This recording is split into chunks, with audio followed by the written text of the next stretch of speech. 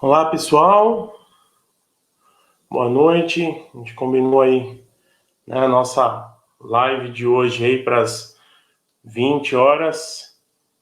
Então, aos poucos aí as pessoas estão chegando, está sendo veiculada agora na página do Novo e daqui a alguns minutinhos mas estará também no LinkedIn, no YouTube, na minha página do Face e no Instagram. Boa noite, vamos chegando aí, aguardar só mais um minutinho para o pessoal acabar de entrar na sala, para a gente falar um pouquinho aí do porquê privatizar, que é nosso bate-papo de hoje. Beleza? Tem gente chegando aí, bacana. Boa noite. Legal, Helena. Boa noite. Tio Carlos aí também, ó, presença ilustre. Bacana. É isso aí, pessoal. Vamos lá. E aí é um tema recorrente, né? Então, não raro, vemos na mídia, na imprensa escrita, nos fóruns, nas redes sociais, o que é privatizar. E antes de entrar nesse assunto, para quem não me conhece ainda, meu nome é Rafael Pinter, tenho 38 anos, sou casado, moro na cidade de Guarulhos. Fui aprovado no processo seletivo para vereança em Guarulhos pelo Partido Novo. Sou formado em psicologia e coaching e pós-graduando, né, em gestão pública. E o nosso bate-papo de hoje é para falar um pouquinho de privatização. Bacana, então eu fiz uma colinha aqui para não me perder, e esse bate-papo de hoje aí prometo fazer aí um pouquinho menos de 30 minutos para não ficar algo muito pesado e cansativo. Então vamos lá, entende-se por privatização o processo de transferência de órgãos ou empresas estatais pertencentes ao Estado, portanto públicos, para iniciativa privada por meio da realização de vendas, que costumam ser instrumentalizadas a partir de leilões públicos. Então, o que é privatizar? O ato de privatizar é pegar uma empresa pública e vender, e aí não cabe ao governo escolher o comprador, e sim é feito um leilão público. Legal, o pessoal está chegando aí, vamos lá. Boa noite, Márcia, Thiago, Nair, Denise. Vamos continuar aí nosso bate-papo. Privatizar significa ter empresas mais eficientes, significa que o governo vai colher mais impostos, que teremos menos corrupção. É um processo de ganha-ganha. Então, como assim? Como colher mais impostos sem onerar o cidadão comum? Simples. Se a empresa não for estatal, o que é algo meio contraditório, né? Ou é empresa ou estatal, pela sua própria definição, ela tem que recolher impostos. E esses impostos é um dinheiro que sairia do bolso do cidadão. Então, esse é um dos grandes motivos. E um outro é diminuir a corrupção. Apenas em 2019, o governo federal gastou mais de 20 bilhões para manter as 18 estatais dependentes de recursos da União. Essas empresas não geraram receita suficiente para bancar nem as suas despesas básicas, como o salário dos funcionários, e precisam receber verbas públicas para fechar as contas. E assim, não estou falando que tem 18 estatais, estou falando que em 2019, das quase 150 empresas federais, não estou entrando aí em estados e municípios, ok? 18 delas criaram um rombo de 20 bilhões. Ou seja, a estatal não consegue honrar com a folha de pagamento. E quando acontece isso na iniciativa privada, na empresa, a empresa fecha ou a empresa tem que tomar empréstimo ou algo do tipo. Quando é estatal, é você que paga. Sou eu que pago. Quando a estatal não consegue honrar, né, nem com a sua folha de pagamento, o Estado precisa onerar mais o cidadão. Eu separei uma frase que eu gostaria de dividir com vocês aqui, uma frase de Roberto Campos. No Brasil, empresa privada é aquela controlada pelo governo e a empresa pública é aquela que ninguém controla. Né? Seria até engraçado aí se não fosse trágico, né? Se não fosse pesar no nosso bolso. E é bem isso. Então, o Estado quer controlar tudo de tal maneira que a empresa privada, o Estado se mete de todas as formas possíveis. né? E na empresa pública ninguém controla, não é de ninguém, né? E para quem defende aí a estatização, que fala, não, mas é nosso, como assim é nosso? Se o dividendo não vem para mim, se os benefícios não vêm para mim, ela não é minha. Então é algo que é bancado com o meu dinheiro e eu não sou usufrutuário. Então, aquilo que eu já comentei no início, no Brasil temos quase 150 empresas estatais só na esfera federal. Ainda temos as empresas estaduais e temos também as empresas municipais. Estamos falando de um país com mais de 5.500 municípios. Vamos lá, se cada município tiver uma ou duas empresas, olha o tamanho disso, olha o rombo disso. Enquanto isso, o pessoal está chegando aí. Boa noite, Djalma. Boa noite, Ana Maria. Seja muito bem-vinda. Então, explicar um pouquinho a contradição que eu disse para vocês ainda há pouco. Então, a expressão empresa estatal já briga por si só um conflito, uma contradição, uma incoerência. Porque se quisermos falar de uma empresa de verdade, definida de acordo com a concepção da escola austríaca, como uma aglutinação de fatores de produção, com o fim de executar uma dada atividade empreendedora, ela não pode ser estatal. Ou seja, a empresa foi realizada, foi idealizada para produzir, gerar empregos, gerar receita, né, gerar riqueza e por aí vai. E se considerarmos uma organização econômica constituída pelo Estado para explorar a mesma atividade, essa organização não pode ser qualquer outra, mas nunca será uma empresa. Ou seja, quando o Estado tenta montar uma organização semelhante a uma empresa, e aí ele já tem monopólio, e aí ele já não tem os mesmos KPIs, né, da iniciativa privada, então não é uma empresa, é uma organização. A Ana Maria fez um comentário aqui, deixa eu ler para vocês. Olha lá, concordo, sou diretora de uma associação sem fins lucrativos que presta serviço à educação. Bacana. Pessoal, talvez eu não consiga responder a todos aqui, mas quem tiver alguma dúvida ou quiser fazer algum comentário, pode ir colocando no chatzinho aí durante a apresentação, ok? Vamos lá. Uma empresa ser gerida pelo governo significa que ela opera sem precisar se sujeitar ao mecanismo de lucros e prejuízos. Todos os déficits operacionais serão cobertos pelo Tesouro, que vai utilizar dinheiro confiscado via impostos dos desafortunados cidadãos. E aí é aquilo que eu já falei, né? Peraí, se a estatal der lucro, é da estatal, né? É do governo, é dos funcionários que têm altos cargos lá, comissionados dentro das estatais. E aí eu falo das indicações políticas dentro das estatais.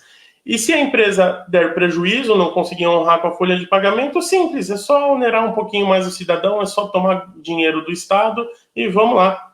Né? E se o governo não tem dinheiro, o dinheiro que está lá, na verdade, não é público, é o seu dinheiro do pagador de imposto, é o meu dinheiro.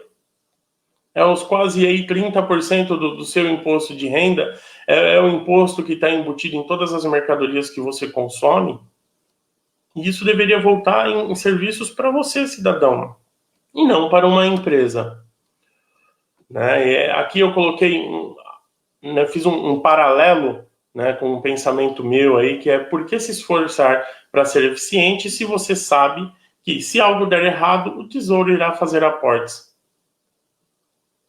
Se coloca na cadeira do diretor de uma grande estatal. Peraí, se deu lucro, mérito dele. E muitas vezes tem altíssimas gratificações. E se deu prejuízo, simples. Você paga.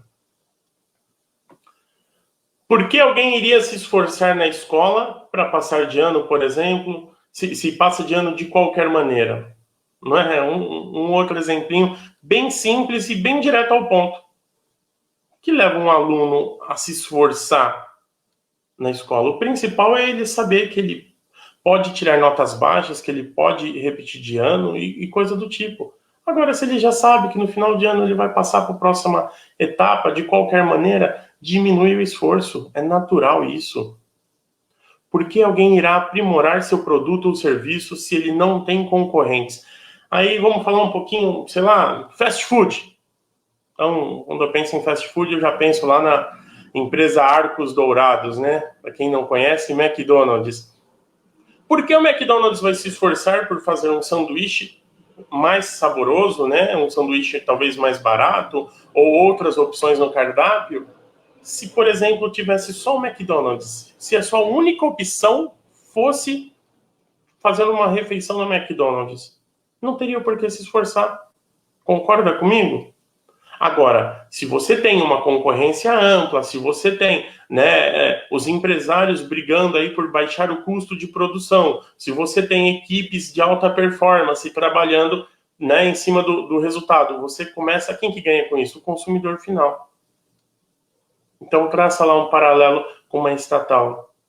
Se ela é um monopólio, se ela não tem concorrência, se ela não, tanto faz ela perder ou ganhar, que ela vai continuar existindo. Acaba o esforço.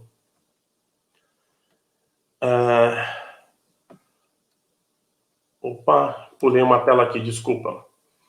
E aqui eu coloquei uma outra pergunta. Alguém lembra quanto custava uma linha telefônica em 1990? E olha lá que ainda está um pouco longe de fato, privatizar aí, né? Desestatizar a telefonia no Brasil. Porque privatizamos lá atrás a grande empresa estatal, mas o Estado ainda impõe uma regulação muito forte.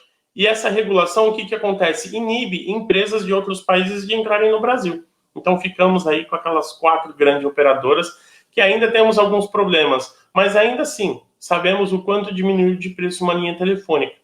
Eu lembro que quando eu era criança, meu pai pagava uma fortuna de aluguel em uma linha telefônica. Tinha pessoas que investiam em ações, porque linhas telefônicas custavam muitas vezes valores semelhantes a de um carro. Então, olha só, se você sai do monopólio, você tem um serviço melhor e você tem um custo melhor. Imagina, então, quando de fato o governo brasileiro desestatizar a telefonia, por exemplo. Diminuir aí a regulação, permitindo que mais empresas entrem no Brasil e participem dessa concorrência. Quem ganha é você, quem ganha sou eu, né? Tendo aí uma opção a mais, né? Pessoal ainda chegando, boa noite, Nair, boa noite, Cláudia. Você sabia que entre as 10 melhores rodovias do país, né, todas elas são concessões? E aí eu não vou entrar agora na explicação da diferença entre o que é privatizado e o que é uma concessão. Mas entenda que, né, de uma forma bem simples, a concessão é uma permissão do Estado para operar aquela empresa, ou para operar, né, no caso aqui desse meu exemplo, uma estrada por um período, geralmente é aproximado de 20 anos. Então, se você entrar no Google, né, acabando esse vídeo aqui, acabando essa live, você entrar no Google e pesquisar, né, as melhores rodovias do país, você vai perceber que as 10 melhores são concessões. Porque são empresas que ela tem foco naquilo que ela está fazendo. E aí temos empresas diferentes. Então, são empresas especializadas naquilo, são empresas, né, que têm que empregar uma melhoria, ou uma duplicação de estrada, ou um melhor pavimento, né, um socorro de uma forma mais rápida. Para quem já viajou em alguma estrada, a grande estrada de São Paulo, e precisou ser socorrido, você vê que não demora muito. Você tem telefones na beira da rodovia, você tem um guincho que lhe presta assistência e te dá um suporte. E na BR? Alguém aqui já precisou? Não vem, né? E quando vem, demora horas e horas e horas.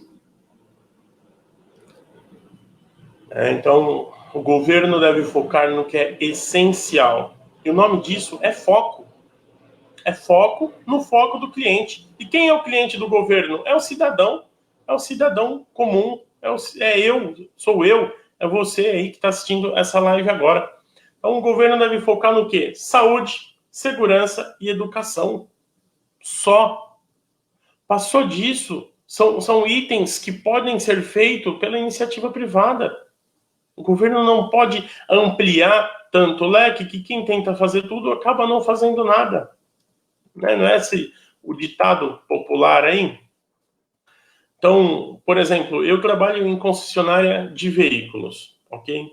e alguns de vocês aí já sabem. E se você me procurar lá na empresa que eu trabalho, o que você vai notar?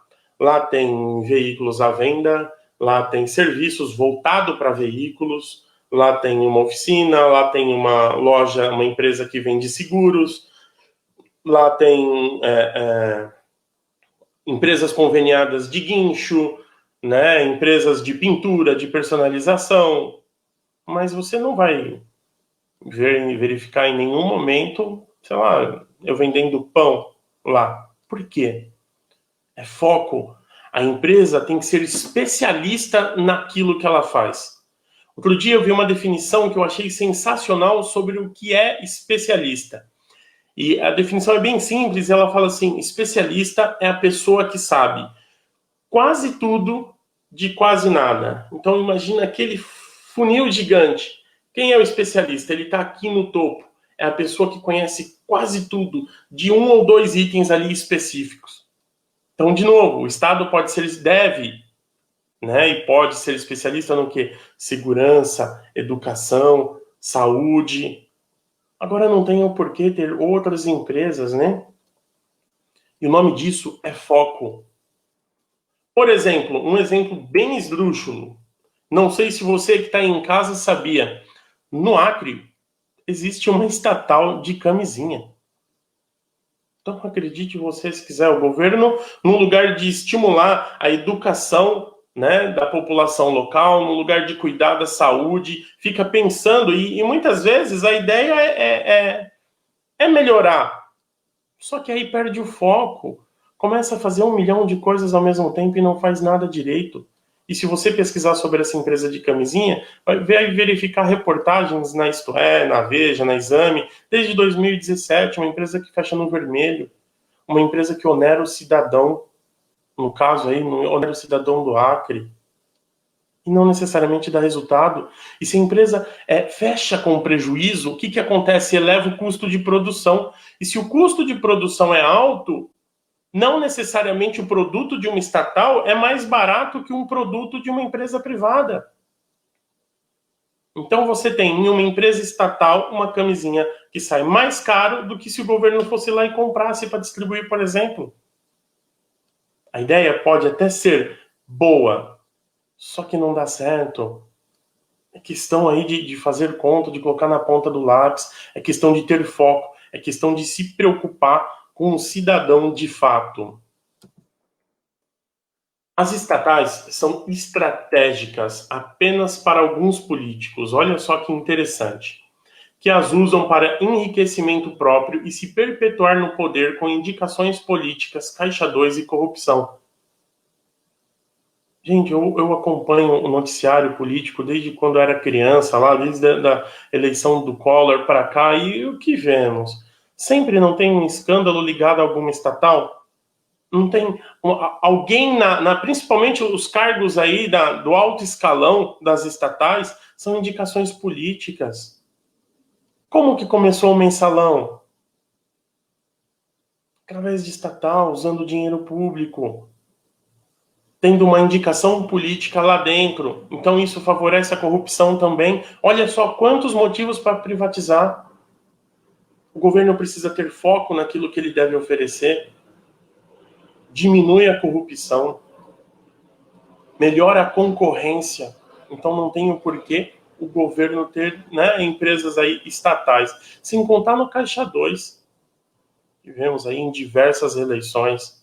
Não basta a fortuna do fundo partidário e do fundo eleitoral, ainda utilizam aí de pessoas que devem favores aos políticos que os indicaram para poder depois desviar dinheiro da empresa e ajudar, né, nas eleições. Se você pesquisar também nas últimas eleições, teve um candidato, né, nas últimas eleições para presidente, teve um candidato que ele fez o quê? Última não, penúltima, desculpa. Utilizou dos Correios de forma gratuita. Gratuita não, porque quem pagou foi o cidadão, para distribuir os panfletos dele. Isso é irregular. Isso é desvio de finalidade. Isso é caixa 2. Isso é imoral, além de ilegal. A população precisa ter acesso aos serviços e o governo é incapaz de administrar mesmo os serviços básicos, como esgoto e água. Cidades como Niterói, que privatizaram suas redes de saneamento básico, conseguiram excelentes resultados.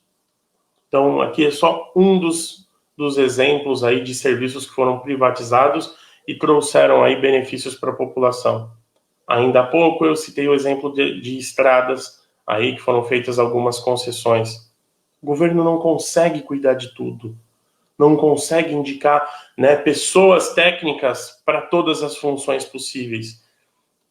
E aí, voltando lá no caso da telefonia que eu falei lá no início dessa live, se você tem menos regulamentação, você permite uma concorrência maior. E aí quem faz a peneira se a empresa deve ou não continuar operando é o consumidor, é você e sou eu. E se você não precisa do Estado regulando, do Estado fiscalizando, do Estado, né, ali em cima da empresa o tempo todo, não tem o porquê você ter tantas pessoas no funcionalismo público. O que você começa a fazer? A enxugar. Você não precisa mais de tantos ministérios, você não precisa mais de tantas secretarias. E aí você começa a deixar o Estado mais leve. E se o Estado é mais leve, ele pode cobrar menos impostos. Outro pensamento aqui interessante que eu deixei anotado para falar com vocês. Não basta apenas privatizar, temos que incentivar a concorrência, acabando com burocracias e dificuldades. Tá? No caso, por exemplo, da alta regulamentação, que eu falei do Estado aí sobre empresas de telefonia, por exemplo. Mais concorrência significa mais poder de escolha para você. Né? Aqui, deixa eu ver alguns comentários. Carlos Pinter colocou, mas privatizam para parentes. É bem isso. Os políticos gostam das estatais por quê? Para privatizar para parente, né? É como a fatia dessa empresa é minha. Tem até um termo utilizado aí que eu acho um absurdo, que é loteado. A empresa tal tá loteado. Né? O Porto de Santos tinha alguém que cuidava até pouco tempo, né? Poxa, isso é imoral e isso pesa no seu bolso. Isso pesa no meu bolso. Estou caminhando para o final já. Vender estatais ajuda a pagar as dívidas do governo sem aumentar impostos do cidadão. Então vamos lá de novo. Vender estatais ajuda a pagar as dívidas do governo. Por exemplo, agora, para poder honrar aí com o pagamento lá do famoso R$600, o governo teve que cortar diversos investimentos. Se, por exemplo, o caminho tomado fosse algumas privatizações, não precisava onerar tantos setores assim. Essa verba conseguiria custear tudo isso, sem aumentar o imposto do cidadão. Né? Quem lembra aí do fantasma da CPMF? Que Deus nos livre, não é mesmo? Aqui, para finalizar, conte com o Novo para defender o que é melhor para o cidadão. Então, no site do Partido Novo, você encontra aí um pouco desse apanhado que eu dividi aqui com vocês. Você encontra também outras posições do partido, né? E a principal posição do partido é não utilizar dinheiro público. Então, não adianta eu, como, né, um pré-candidato a vereador do Partido Novo, falar sobre privatização e onerar o cidadão com o custo das eleições. Não. O Partido Novo é sustentado com doações, né, de seus filiados, é sustentado com mensalidade, com vendas lá na loja virtual, e você encontra tudo isso no site do Novo. E se você pesquisar, e eu convido você a fazer essa pesquisa, ainda hoje, acabando essa live, você vai descobrir que o Novo é o único partido que não usa o fundo eleitoral, né, e muito menos o fundo partidário. Ok? Pessoal, boa noite a todos. Muito obrigado pela oportunidade aqui de estar falando com vocês por 25 minutos. É sensacional. Vou disponibilizar também aqui no YouTube, no meu Instagram, e também vou colocar esse vídeo aí no LinkedIn e na minha página do Face. Se de repente eu pulei algum comentário aqui ou alguma pergunta, prometo responder daqui a pouco aí. Ok, pessoal? Muito obrigado, boa noite, e é isso aí, até a próxima.